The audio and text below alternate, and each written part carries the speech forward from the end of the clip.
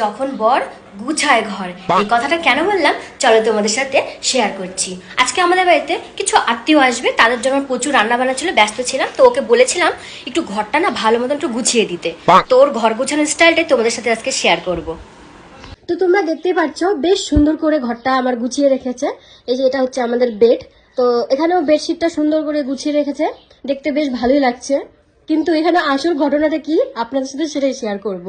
সব তো ঠিক আছে, হ্যাঁ, কিন্তু না আমি না এই বালিশটা এখানে রাখি না, সেটা ও ভালো মতোই জানে। তারপরও বালিশটা এখানে গুছিয়ে রেখেছে। তো তারপর দেখাচ্ছি তোমাদেরকে মশারি গুছানোর ভয়ে। এই যে এখানে মশারি, ওই যে ওখানে বেডশিট আছে, দুটো কি করছে গুজে দিয়েছে। তারপর দাঁড়াও দেখাচ্ছি। এই যে এটা কোল বালিশ, কোল বালিশটা কিন্তু এখানে রাখি না, কোল বালিশটা বিছানার এক কোণে রাখি আমি। তো কাপড় গুছানোর ভয়ে এই যে সব কাপড় এখানে গুজে রেখেছে। তারপরে এই যে কলিংটা দিয়ে বেশ চারদিকটা প্রসার করেছিল, কলিংটা এখানেই রেখে দিয়েছে।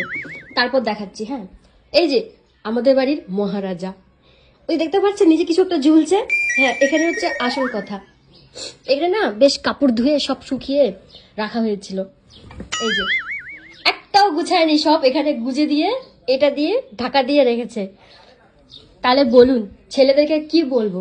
হ্যাঁ, ওকে একদিন বলেছি ঘর গুছাতে। কি বন্ধুরা দেখতে পেলে আমার বরের ঘর গোছানোর স্টাইল, মানে যেখানে সেখানে কাপড় গুজে গুজে রেখেছে।